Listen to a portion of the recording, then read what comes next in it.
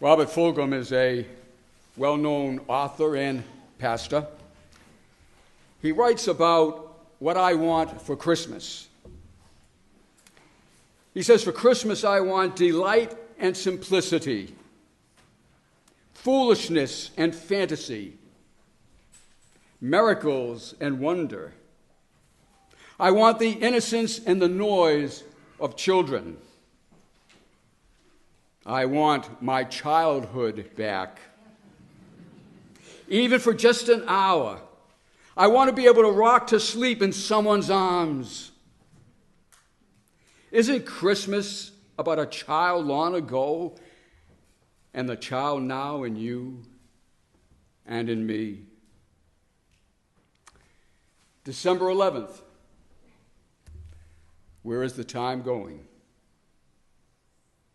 No doubt all of us have been engaged in trying to prepare for Christmas. We've been buying the presents. We've been mailing the cards. We've been getting ready to bake the good food. And some have even been to some office parties and pageants. But in all of that preparation, I know that we have also set aside time for inner peace, haven't we? For that spiritual dimension that really this season is all about. Hopefully we have set time aside for some personal renewal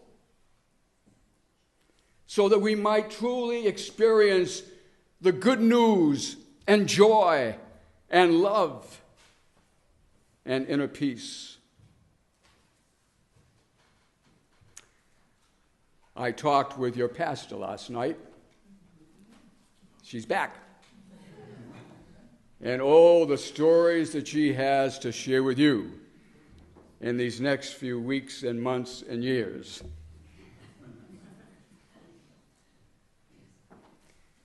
Truly, she has been blessed as I have been.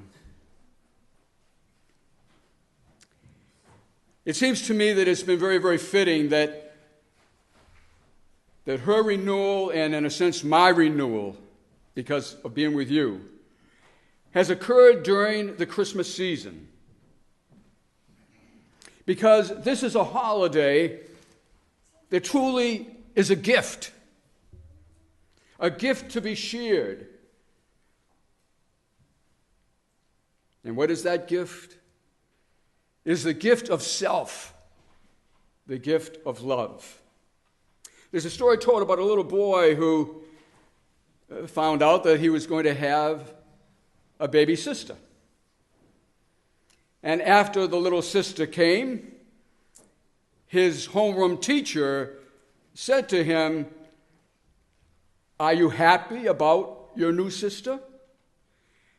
And his response was, "Well, I guess so, but it seems to me that there were some other things that we needed a lot more of."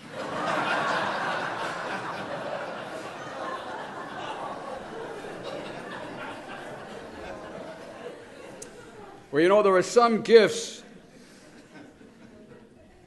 that are not always what we want or need.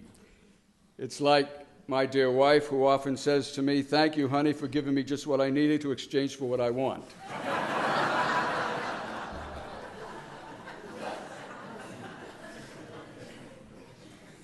You know, some would say that the last thing that our world needs is another baby. And yet, I honestly believe that when God wants to perform some miracles in this world, when he wants to bring about change, when he wants to make some kind of an impact upon humankind, he sends a baby, a Nolan. How often I think in my imagination, what will Nolan become? Another preacher? Well, whatever.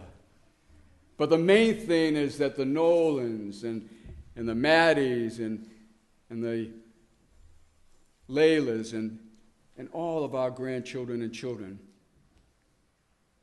will become contributors to God's kingdom and a better society. What do we really need this Christmas season?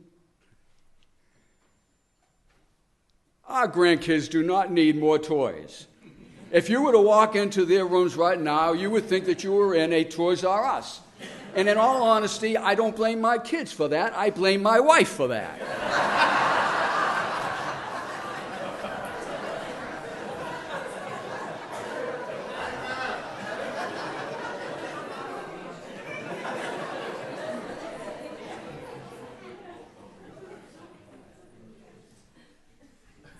The last thing our children need, I think, are more toys.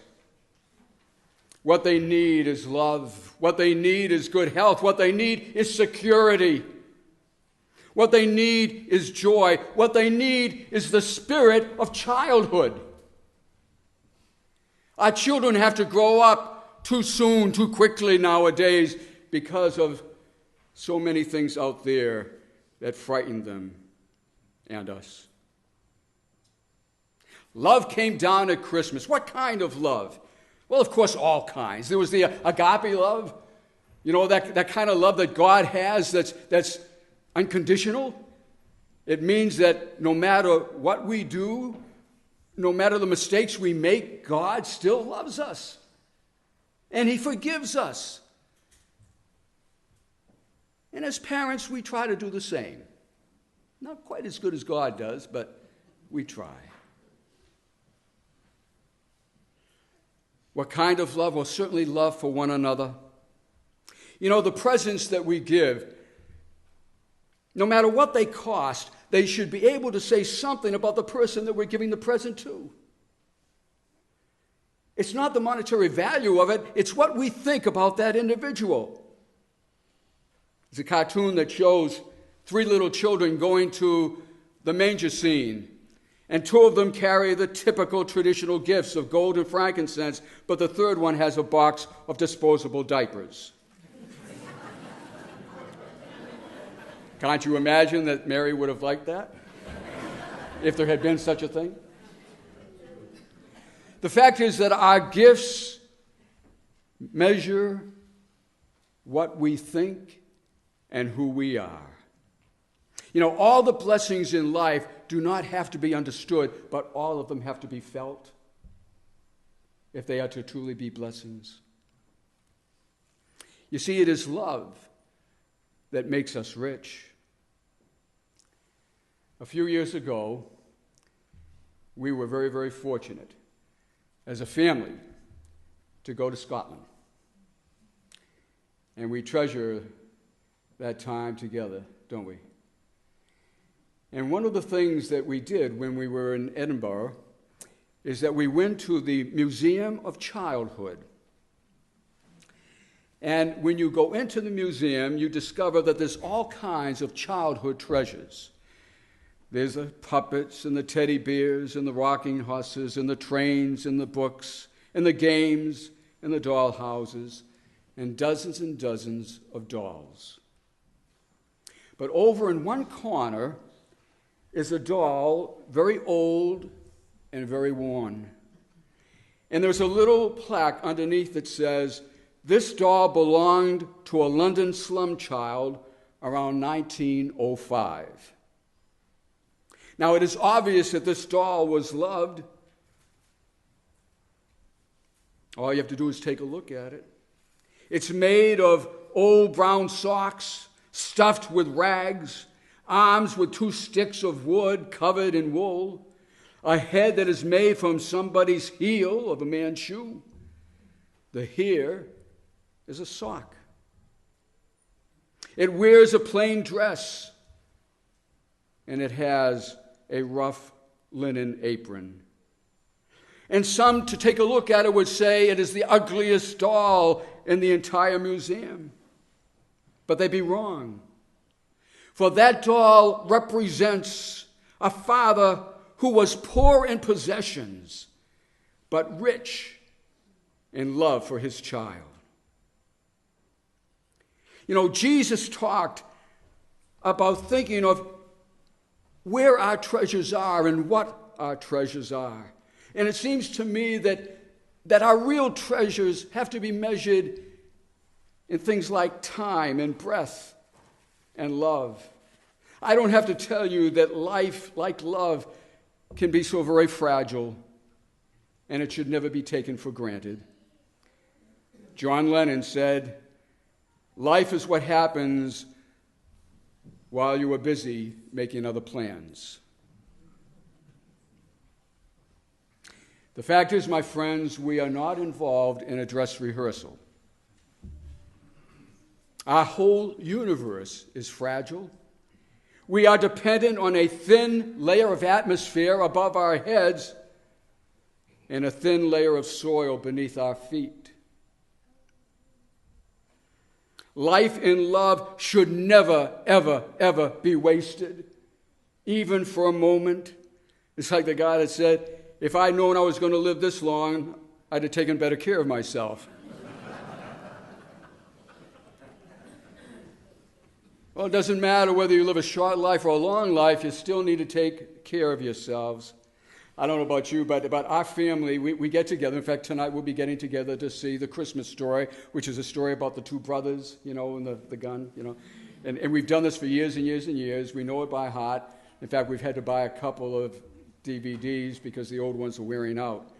But then there's another movie that we love to see, and of course it's the movie classic, It's a Wonderful Life. James Stewart and Donna Reed. Remember when the angel Clarence says, "You are to receive a wonderful gift, to see what this world would be like if you had not been born"? Well, of course, you remember what happens. Complete chaos. It's just like if Christmas had never come. And Clarence says, each person's life touches another. Everybody makes a difference. Have you ever wondered what this world would be like if you had not been born? I guarantee you it would be different. Hopefully in a positive way. You see, every single person in this world causes a ripple effect. We help create a different world because of us having been a part of it. Stephen Brown, in his book entitled "If God is in Charge," tells a powerful story about a young couple who fall in love.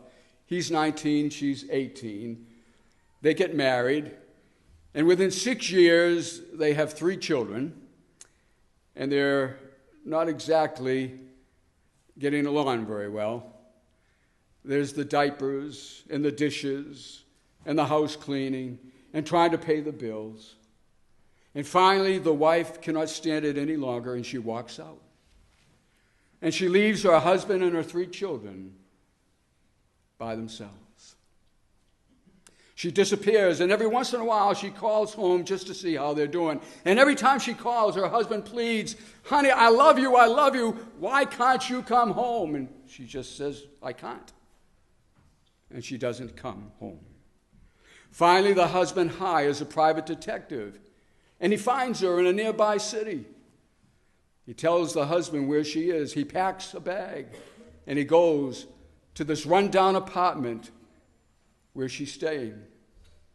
And as he approaches the door, his hand is trembling, and he's thinking, how is she going to receive me? What is this going to do to her? But he knocks on the door, and she opens it, and she looks at him, and all of a sudden the tears start running down her face, and she gives him a big hug, and he gives her a hug, and they kiss and they embrace. And he says, "Why? Why didn't you come home? You knew I loved you." And she says, "Before, your love was just words. But now I know you love me because you came." Sound familiar? Love came down at Christmas. Again, Robert Fulghum tells about Molly, his 7-year-old daughter. Molly had a wonderful imagination, just like our granddaughters and grandsons. One day, as Robert Fulghum was getting ready to go to the office, she handed him a bag. And she said, Daddy, don't open this bag until lunchtime.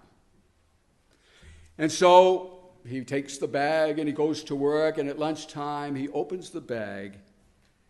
And there in that bag, as he empties it onto his desk, are 2 hair ribbons, 3 small stones, a plastic dinosaur, a tiny seashell, 2 animal crackers, a marble, a small doll, 2 chocolate kisses, and 13 pennies. But also a note. I love you, Daddy. Now, everything on that desk represented a story, a memory, a dream, an imaginary friend. You see, Molly had given her father all the treasures that she had as part of herself. All the love she had was in that paper sack. In a sense, what she was saying is, here, this is the best that I've got for you, and such as I have, I give to you. My friends, these past 3 months, I have been the recipient of your gifts and your love, and I am forever grateful. Every day, I got my fix. Jonathan Livingston Seagull. You remember that the old teacher Chang says to Jonathan, keep working on love. One thing that I have discovered in life is that friendship and love is not a luxury in life to take for granted. I love each and every one of you. I thank you for your patience, for your kindness, and for your love. You are truly a magnificent faith community. Amen.